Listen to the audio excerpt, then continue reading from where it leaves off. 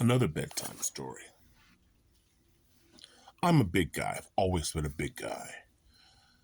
By the time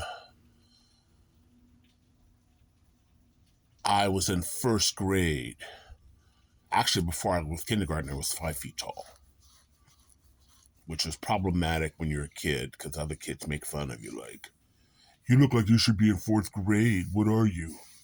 Retarded? Kids can be really cruel. And so I've always been a complete big man. Big face, big hands, and big feet. And by the time I was 12 years old, I was wearing a size 13. Today I sport a 15 to 16 triple E shoes. A lot of leather. Sometimes for fun, I go into regular stores going, I really need shoes in a hurry. Can you help me? And I'll say, what size? And I said, 15 triple E. And watch the fear go in their eyes because they think I'm going to beat them up or harm them in some kind of way unless they come out with a 15 triple E. We're going back. And they never come out. They just stay in the back.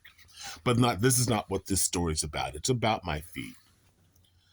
I used to work at a wonderful place. The earthquake took it out. I used to work at a rental-car agency by myself on the pier. Actually, it was next to Pier 1, next to the ferry building. And, so I'm, it's actually sitting on top of the bay. And from my house, I would take the 30 Union, I think it's a 30, but the Union Street bus to the end of the line and then walk a block to this location. And in the morning, of course, the buses are full in San Francisco. And for whatever reason, people will pack the front of the bus while there's tons of room in the rear of the bus. It used to just annoy me. So I get on and people are not moving, so I sort of push my way to the back where there's extra space. And as I did that, I heard a scream. Ah!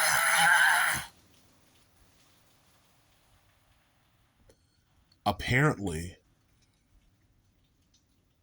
this little old lady who was sitting on the side, I stepped on her teeny, tiny, itty bitty feet, and she screamed bloody murder. She has everybody in that bus, including the driver, attention. And I'm this giant man who has stepped on her itty bitty feet.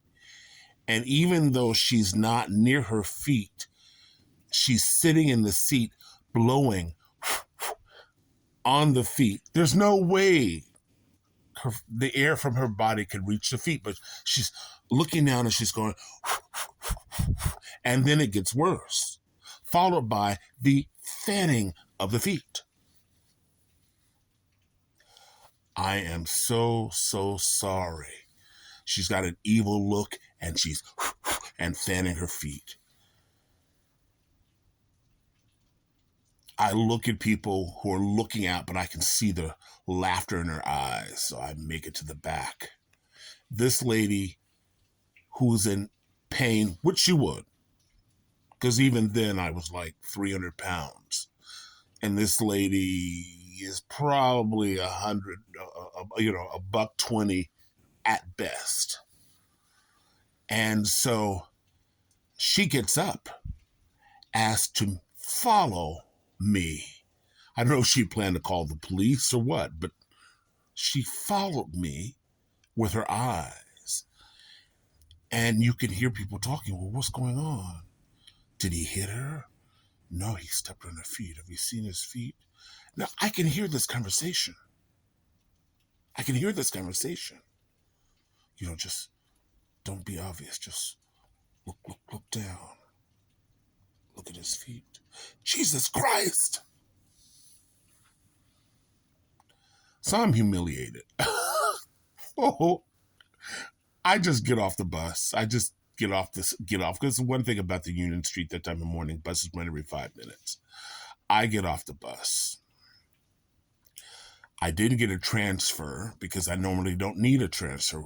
So that meant I had to pay another full fare for the next bus. And I get on the bus.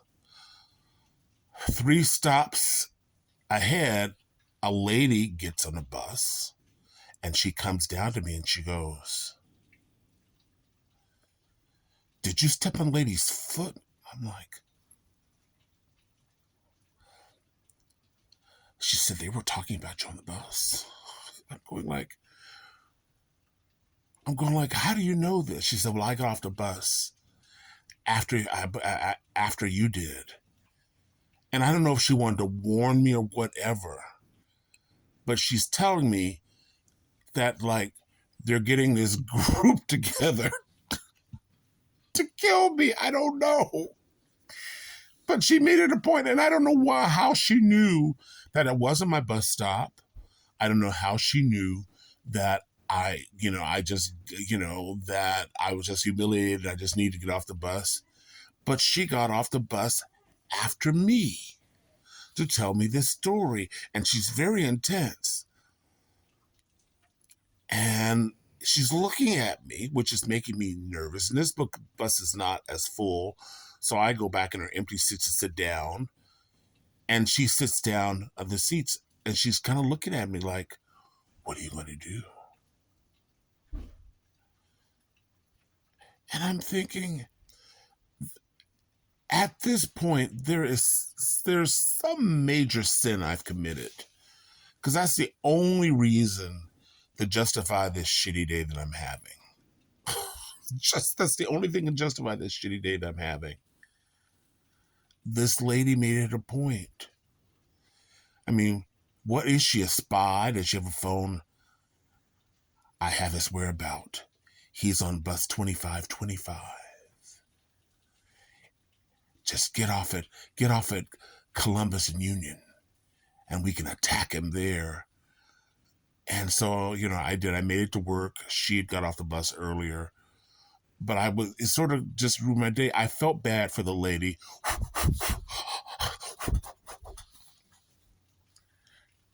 But for a minute there, I said, what if they know where I work? Your mind plays weird tricks, especially when you're the Rod father, who has a very active imagination.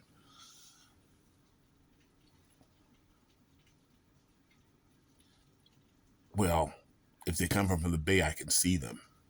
I can hear them. So there's only one way to come in.